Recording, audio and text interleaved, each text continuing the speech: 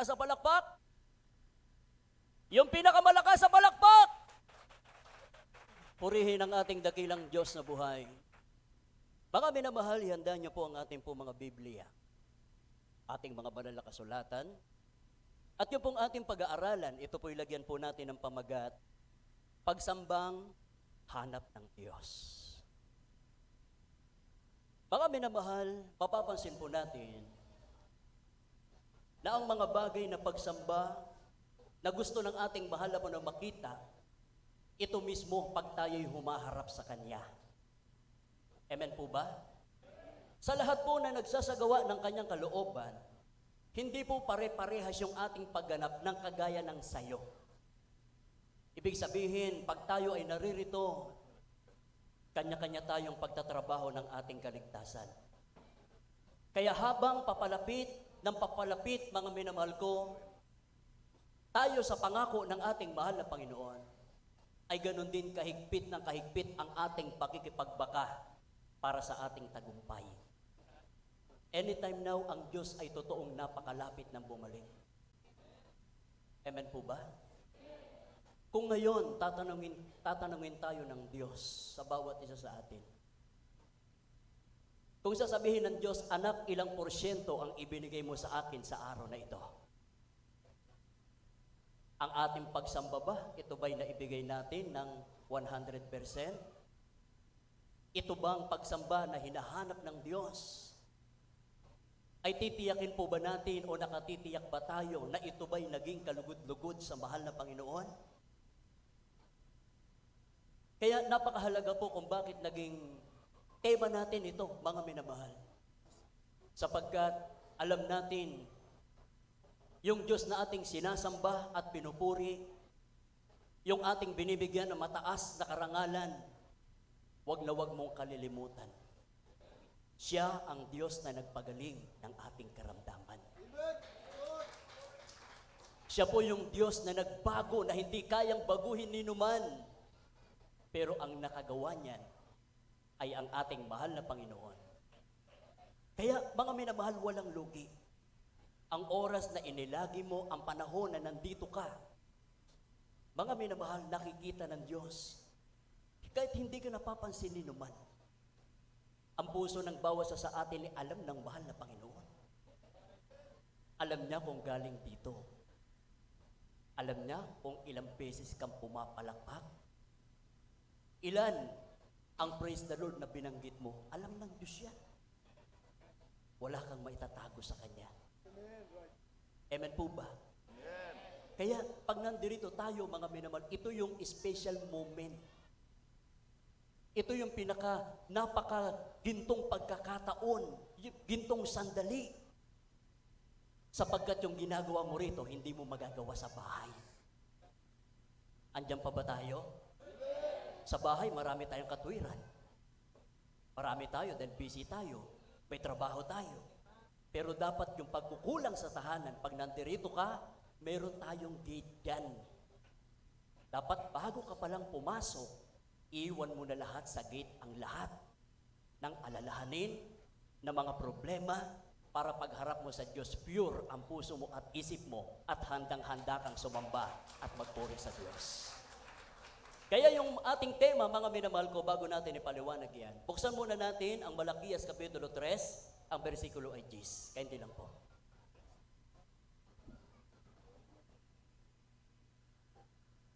Dito po sa aklat ng Malakias, Kabanatang 1, ang talata ay 10. O kung mayroon sana sa inyo na magsara ng mga pinto upang huwag ninyong mga paningasan ang apoy sa aking dambana na walang kabuluhan.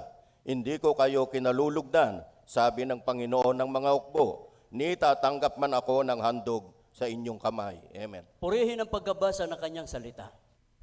Mapapansin po natin, mga minamahal ko, sa Biblia na ating nabasa, tahasang binanggit ng mahal na Panginoon, na kung sino man sana sa inyo, tayo ito. Ang sabi ng banal na kasulatan, mga minamahal ko, yung makapagsasara ng pintuan ng dambana, ang inyong pagsamba, maging ang inyong mga handog, ay wala pong kabuluhan. Ang dambana ng Diyos, ating mga puso. Amen po ba? Kaya ito po, mga minamahal ko, yung pusong ito, pag hindi yan nagagalak, hindi po yan magniningas. Amen po ba? Kaya mga minamahal, tahasang sinasabi ng banal na kasulatan, mga minamahal ko, kung ano ang nasa loobin ng ating pinakamamahal na Panginoon. Katunayan, mga minamahal ko, sinasabi ng ating nabasa, ultimo yung mga handog ay hindi po magiging katanggap-tanggap sa ating mahal na Panginoon kung ang ating puso. Ito po ay sara. Bagaman tayo ay naririto, mga minamahal ko, present tayo, pero yung isip natin, kamusta? Ang isip pa bang yan, mga minamahal ko, nakapokus pa ba sa ating pong pinakamamahal na Panginoon? Kaya siguraduhin po natin, dahil tayo humaharap sa mga Diyos na mga Diyos, hari na mga hari, mga minamahal ko, ang tanging hinihiling na mahal na po sa tuwing tayo nagkakatipon. Mga minamahal, lagi nating binubulay at pinag-uusapan yung napakarilag. Ito'y walang kapantay, hindi po maipaparis sa pagtaas pa lang ng kamay. Taas ang kamay. Sa pagtaas pa lang ng kamay, mga minamahal ko, nakikita na ng Diyos na wala siyang kaagaw sa kanyang kalwalhatian. Dahil walang ibang nagpagaling sa atin, isa lang.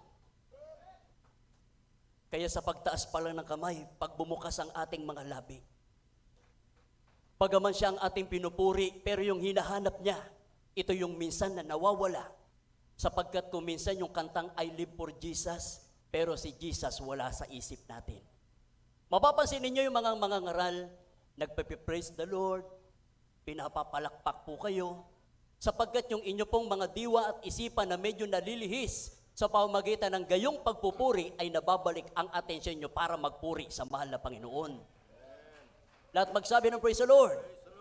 Bumalik tayo, mga minamahal ko, sa paghahandog. Tignan niyo po si Cain at si Abel. Tahasang sinabi ng mahal na Panginoon, walang pangingimi kung sino ang kanyang kinalulugdan. Rekta ang ating mahal na Panginoon. Si Ananias at si Sapphira, itong mag-asawa, mga minamahal. Hindi sila makapagtatago sa harapan ng ating mahal na Panginoon. Yung kanilang handog, mga minamahal, ito po ay kanilang inilingid.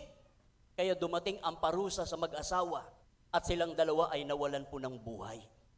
Lahat magsabi ng praise the Lord. Ang paghahandog, mga minamahal ko sa Diyos, ay kagaya ng paghahandog, kagaya ng regalo.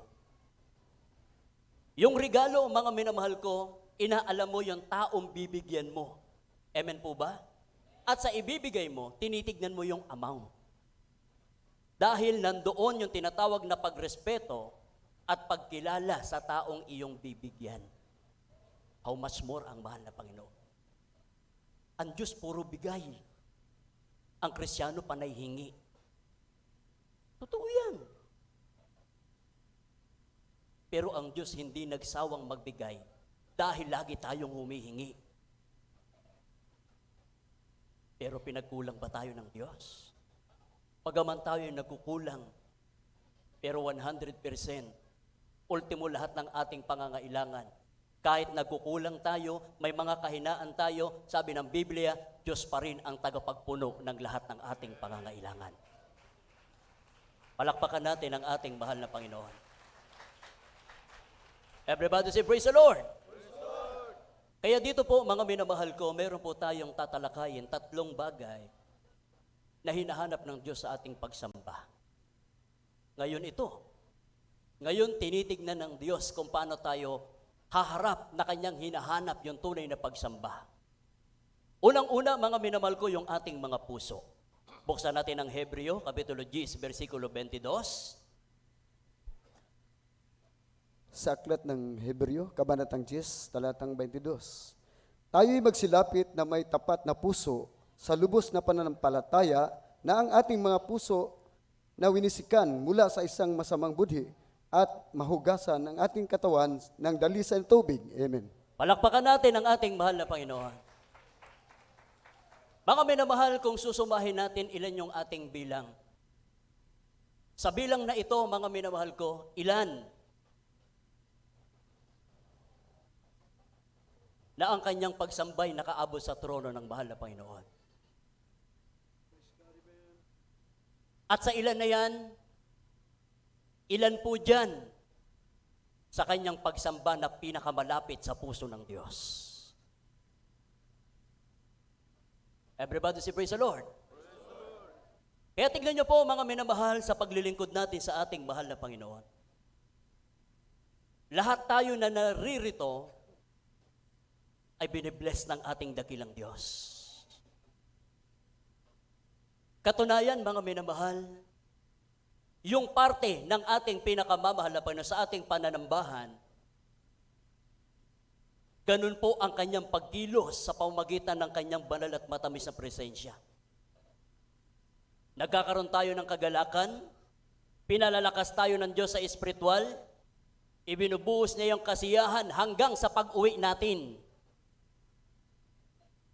Ang tanong, yung parte po ba natin ay naibigay natin ng maayos sa Diyos? Yung part niya, nagawa niya, kung minsan tayo nagchichismisan, yung minsan isip natin wala sa focus sa gawain. Pero pag umilos ang Diyos, lahat tayo inaabot ng kapangyarihan ng ating mahal na Panginoon. Nagawa niya yung part niya. Hanggang sa pag-uwi mo, may protection ka pa. Pero yung hinahanap ng mahal na Panginoon, dapat mga minamahal ko, yung parte naman na para sa atin. Dapat yun po yung ating bibigyan ng diin pag nandirito tayo.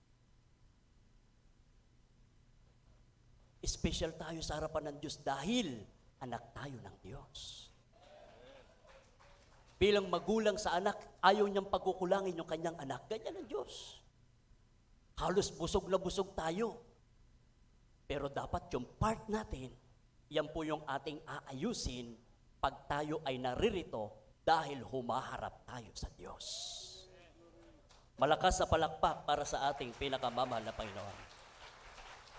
Yung pagsambang hinahanap ng mahal na Panginoon ay mahalin tulad natin kagaya po sa yung babae, sabi ng Biblia, babaeng makasalanan, nang siya'y tinawag ng Diyos at maglilingkod sa ating mahal na Panginoon, hindi siya nangimi na ang kanyang pabango ay ibinuhos sa paanan ng mahal na Panginoon. Nabasa niyo po ba yan? Yung babaeng ito, mga minamahal ko, hindi siya nang hinayang, ibinuhos niya sa paanan ng ating mahal na Panginoon. Ang tanong, inutos ba sa kanya yon? Siya'y umiiyak, kinukuskus, nagpapakumbaba, mga minamahal ko sa harapan ng Diyos. Dahil sino siya para kahabagan at tawagin ang ating mahal na Panginoon, patawarin sa kanyang mga kasalanan. Ginawa niya yun, hindi siya inutusan. Ginawa niya yun na nagmumula sa kanyang puso. Kaya ito yung mahalaga. Amen po ba? Everybody say praise the Lord. Kaya mga minamahal, wala tayong ibang layunin. Take note. Dapat pag nandirito tayo, isa yung ating focus at ang ating natatanging layunin, yung ibigay yung pinaka-the best. Yung alam mong pinaka. Dapat yan ang gagawin mo pag nandirito tayo sa bahay ng mahal na Panginoon. Palakpakan natin ang ating pinakamamahal na Panginoon.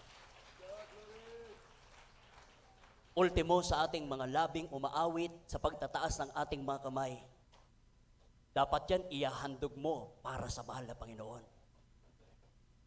Amen po ba? Ultimo sa bawat panalangin, sa bawat tunog ng instrumento. Dapat lahat ng yan, ng mga bagay na yan, ay para lang sa mahal na Panginoon. Yan po, mga minamahal, yung ating magiging pundasyon. Sapagkat pag nagawa mo ng may kaayusan, may karunungan at kahusayan, hindi mo makikita ng sarili mo na manlulupaypay at manlalamig sa Diyos. Amen po. Dahil kanya-kanya tayong pagtatrabaho. Nagpupuri ka, nagsisikap ka dahil tinuturuan mo ang sarili mo. Dahil ang trabaho natin sa lupa, pagdating natin sa langit, ganyan din yung gagawin nating magpupuri sa mahal na Panginoon. Lahat magsabi ng praise the Lord. Kaya sa ating pagharap, tiyakin mo na ang tanging maitataas natin ang tanging malulugod, walang iba, kundi ang pangalan ng ating mahal na Panginoon. Katunayan, pagdating mo pa lang sa gate, taas mo yung kamay mo, talagang maluluha ka na sa kagalakan. Jesus heals? Jesus saves? Dinala ka niya rito dahil may purpose siya sa'yo. Tinawag ka niya dahil alam ng Diyos, ikaw yung may pusong handang susunod, maglilingkod at magtataas sa pangalan ng Diyos.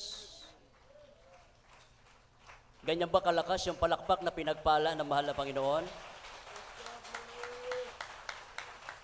Pangalawa, mga minamahal ko, yung ating motibo. Dapat alam natin yung ating motibo pag nandirito tayo.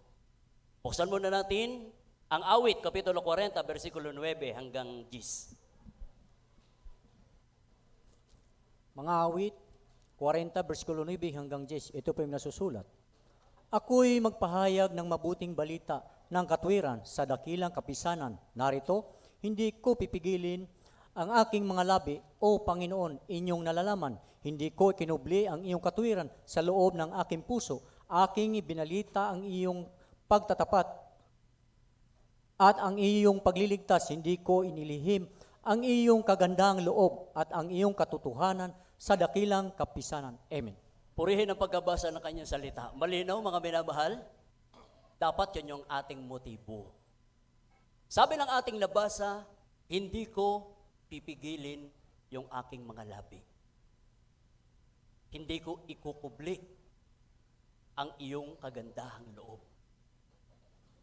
Alam niyo po, pag yan ang ating motibo, pag tayo ay nasa bahay ng ating mahal na Panginoon, makikilala mo ang Kristiyano pag tumayo at magpuri pag kinamayan mo.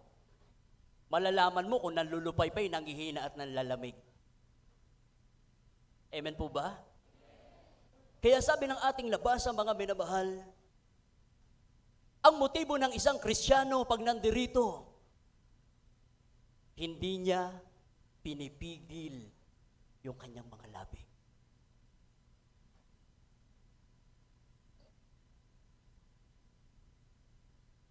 Masarap magpuri sa Diyos. Everybody say praise the Lord.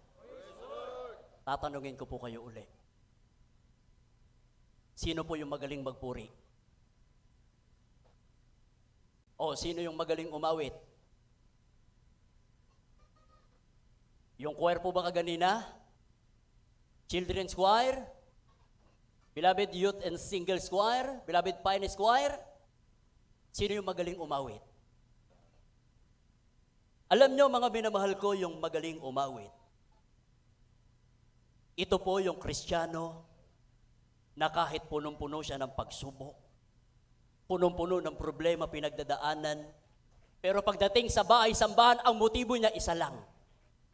Yan yung sinabi ng Biblia na hindi niya pipigilin yung kanyang mga labi.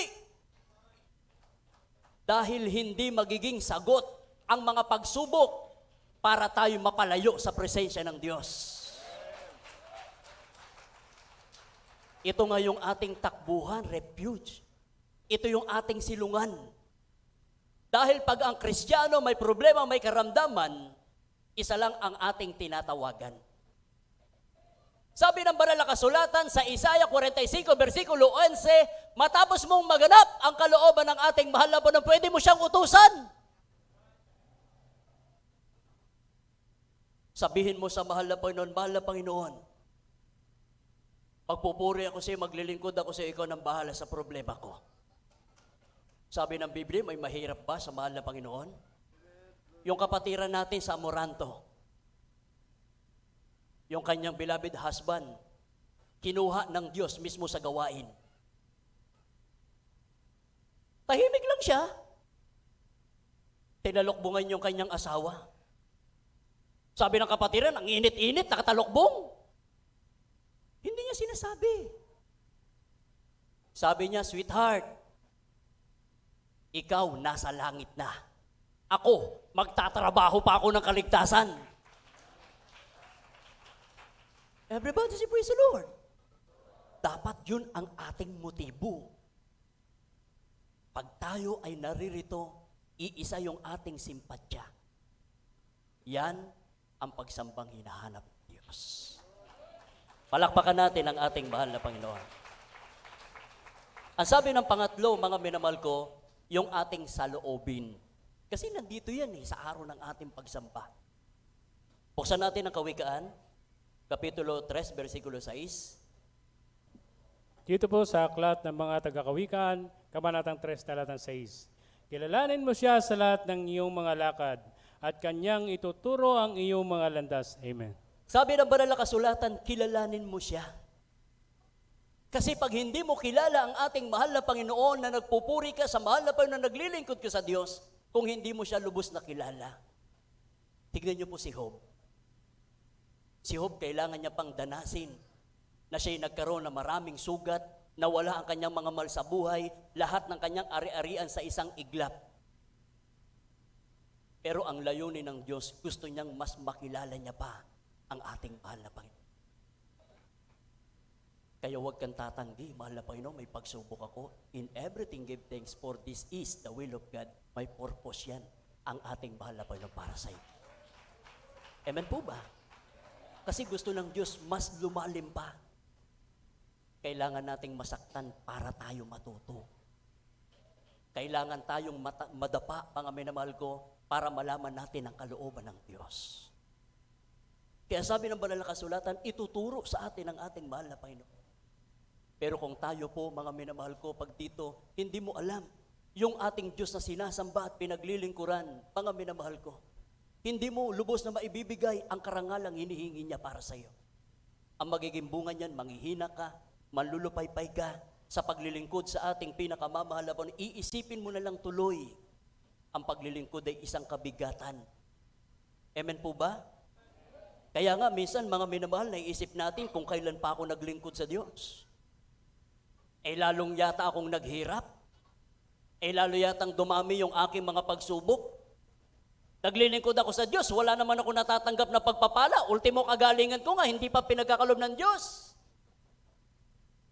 Mga minamahal, minsan naiisip natin parang nasayang na lang yung panahon ko na inilaki ko sa mahal na Panginoon. Alam niyo po, ang tawag diyan, yan po'y spiritual blindness. Hindi mo nakikita yung sinasabi mong balik. Amen po ba? Kaya kung sa loobin, mga minamahal ko, na nasa ating mga puso, mga minamahal, count your blessings, name them one by one. Saan ka ba nagsimula? At ang sabi ng banal na kasulatan, siya noon, ngayon, at magpakailanman. Saan ka lalagay sa anggulo na yun? Kung ikay may pagsubok, tandaan mo siya naging noon. Kung ang pagsubok mo noon at mga karamdaman mo noon, mga minamahal ko, halos may taning na yung ating buhay. Wala tayong mga minamahal ko na masasabing maganda sa ating naging karanasan. Pero kung yung nakalipas, ang ating mahal na Panginoon, siya ang nagpagaling sa iyo, nagbago sa iyo, ginawa niya ang lahat ng bagay para madala ka, makumbinsi ka na maglingkod sa ating mahal na Panginoon. Ngayon, panahong ito, tignan niyo po kahit dumating yung pandemic. Sino nagpakainit na pinabayaan ng Diyos?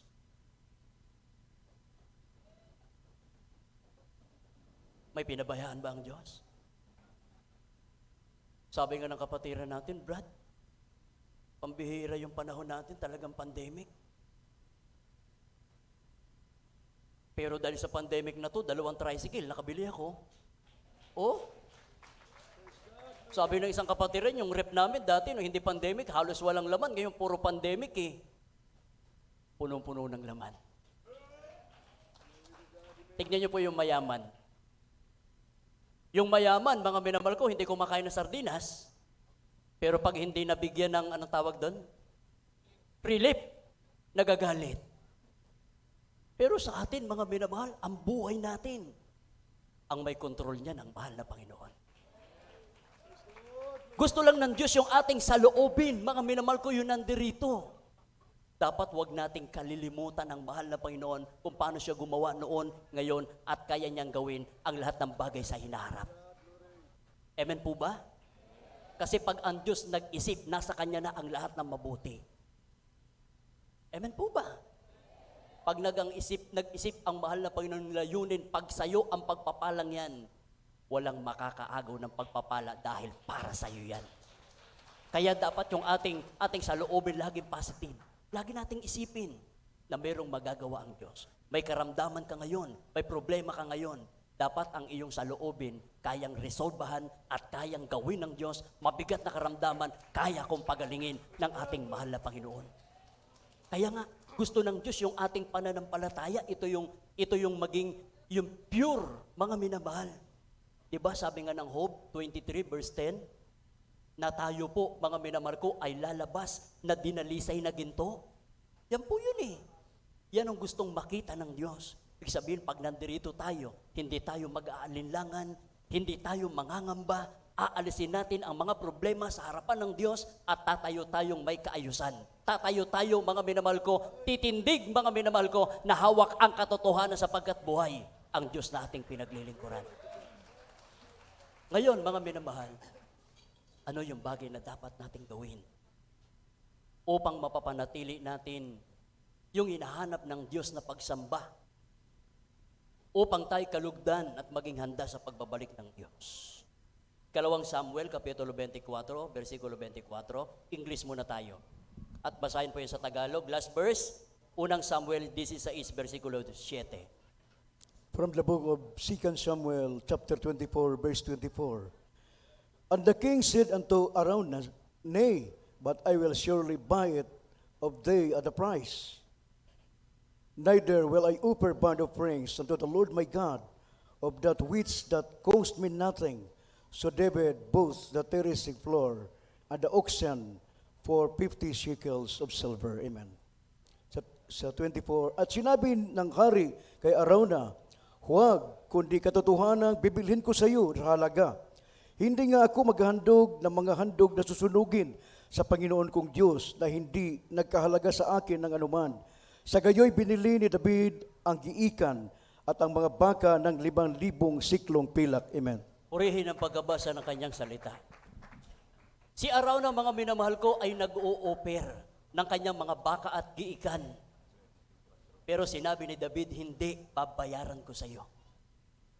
Dahil gusto niya na pag yan ay iyahandog niya sa paanan ng mahal na Panginoon, yan po ay nagkakahalaga sa harapan ng mahal na Panginoon. Amen po ba? Yan ang gusto niya. Kaya sa buhay natin bilang isang Kristiyano, dapat ganun yung ating isasagawa sa paglilingkod sa Diyos. Yung iyahandog mo sa harapan ng mahal na Panginoon, yung lahat ng nasa iyo. Amen po ba? Hindi naghahangad ang Diyos ng material. Ang gusto ng mahal na Panginoon yung nasa iyo. Gusto ng Diyos ibigay mo ang buong lakas, buong pag-iisip, buong kaluluwa. Ibigin mo siya ng buong puso nang higit sa lahat. Amen po ba? Hindi siya naghahangad ng material. Ang hinahangad niya sa pagharap mo, i-offer mo sa Kanya kung ano ang kaya mong maihandog. Ang ihandog natin yung pagsamba. Pagsamba kulang kung hindi yan, bibigyan mo ng lakas. Ang mahal na pastor, pag magpuri ang mahal na pastor, napakinggan niyo bang malamya? Pag sumigaw ng Hallelujah, praise the Lord, mahina ba? Dahil ang kanyang pinapupurihan, kilala niya ang ating mahal na Panginoon. Yan ang hinahanap ng Diyos. Yung lahat ng nasa atin, lahat ng mahalaga para sa atin, ihandog natin ang buo sa harapan ng ating mahal na Panginoon. Dahil pag nagawa mo yan, last verse tayo. Unang Samuel, Kapitulo 16, versikulo 7, maghanda ang ating magpapaawit, maging manunugtog po natin. Dito po sa unang aklat ni Samuel, kabanatang 16, ang talata po ay 7. Ganito po ang nakasaad. Ngunit sinabi ng Panginoon kay Samuel, huwag mong tignan ang kanyang mukha o ang taas ng kanyang kataasan, sapagkat aking itinakwil siya, sapagkat hindi tumitingin ang Panginoon na gaya ng pagtingin ng tao sapagkat ang tao ay tumitingin sa mukha, ngunit ang Panginoon ay tumitingin sa puso. Amen. Palakpakan natin ang ating pinakamamahal na Panginoon. Ngayon, sa sandaling aawit tayo at magpupuri sa Diyos, ang sinisiyasat ng mahal na po ninyong ating mga puso. Tinitignan ng mahal na Panginoon kung lumalabas ba sa ating mga labing mga awitin sa pagtataas ng ating mga kamay. Tinitignan ng Diyos kung ating isinasagawang pagsamba at pagpupuri, kung yan ay galing dito. Amen po ba? Kaya nga sa paghahandog mo sa mahal na Panginoon, ihandog mo yung alam mo na mapalulugdan mo ang ating mahal na Panginoon. Dahil pag nagawa mo yan, hindi ka magsisisi. Mga minamahal ko, sapagkat ang lahat ng mga pagpapala, material, physical, financial, sa lahat ng mga darating na pagpapala, tandaan natin, yan ay magiging bunga ng pagsisikap mo sa paglilingkod sa Diyos. Palakpakan natin ang ating mahal na Panginoon. Galing ba sa puso yan? Para mahina yung palakpak nyo kung galing sa puso. Ngayon, tayong lahat ay aawit. Yung mga nais tumayo. Na nagmumula sa ating pinakamamahal na Panginoon na walang gab. Pakinggan nating mainam ang mensahe ng awiting ito. At ating sama-samang itaas, luwalhatiin ang ating dakilang Diyos. Hallelujah.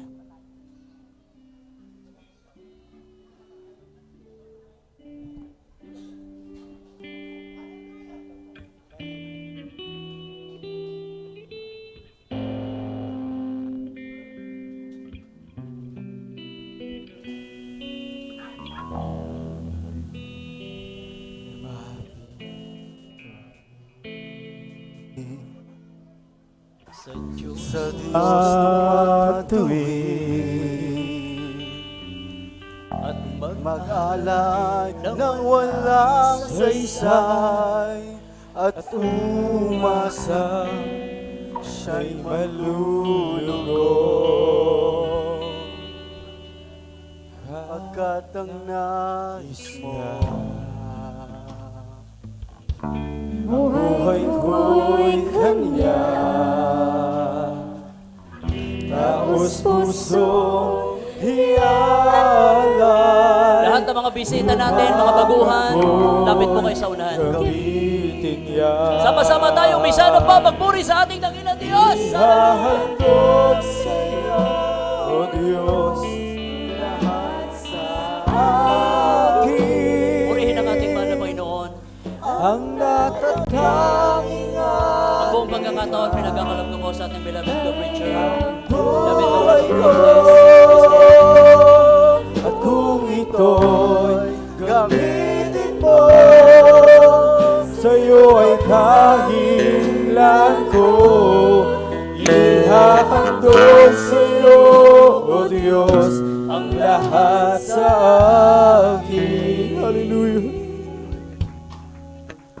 Ang maglingkod sa'yo, bitin ang puso ko. Ang buhay ko ay hawak mo, O Diyos, ito'y galing sa'yo.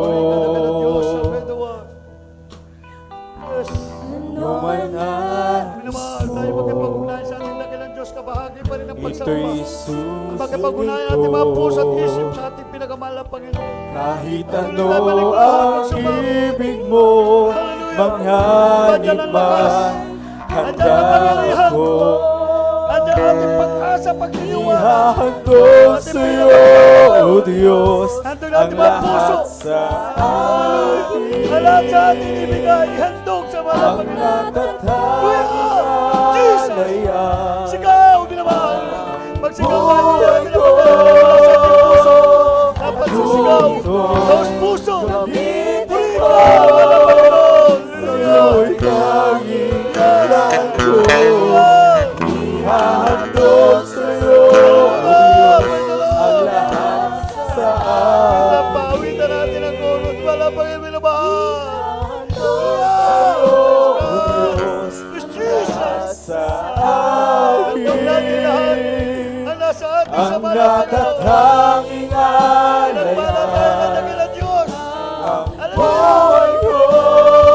Sa masandaling ito, hallelujah, ang kanyang makapangyarihan salita. Atin ang pakinggan na rin iyo. Hallelujah! Jesus! Hallelujah! Hallelujah!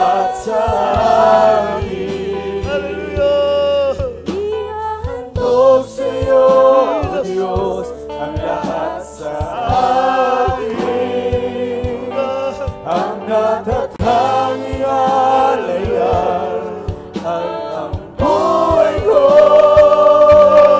Kung ito'y gamitin mo, iyong hangilan ko, ihahandog sa iyo, O Diyos, ang lahat sa akin.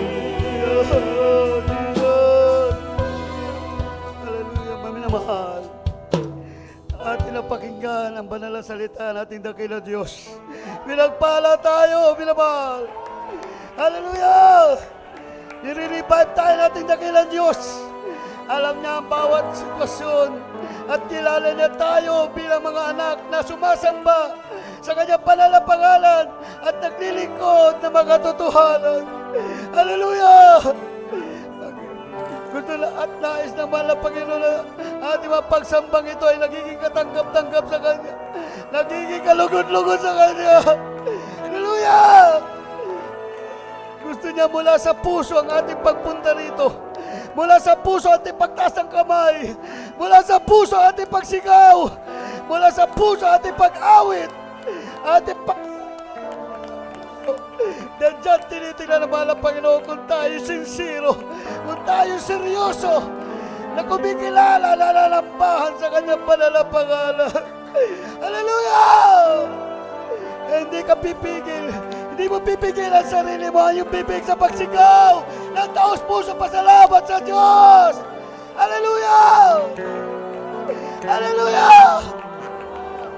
Hallelujah! Hallelujah! Jesus! Awitin natin English. And I will not offer anything that cost me nothing. I place before Him nothing less than my very best. And if I go to sacrifice, it will be worthy of my Christ. I will not offer anything that cost me nothing. I will not offer anything that cost me wala tayong mahandog sa Diyos. Dahil wala rin talaga tayo. I place before Him nothing less than my very best. And if I go to sacrifice, it will be worthy of my Christ. I will not offer anything that costs me nothing.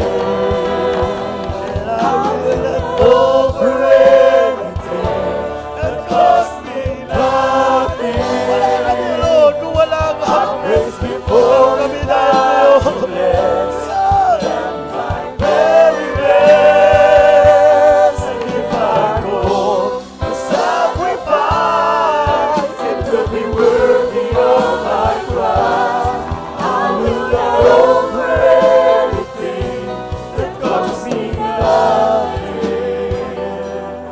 I will not offer anything that costs me nothing. I will not offer anything that costs me nothing. Palagpagan natin ating pinakamahal na Panginoon. Palagpagan natin malakas ating dakilang Diyos. Hallelujah, hallelujah, hallelujah. Praise the Lord. Thank you, dear Jesus. Glory.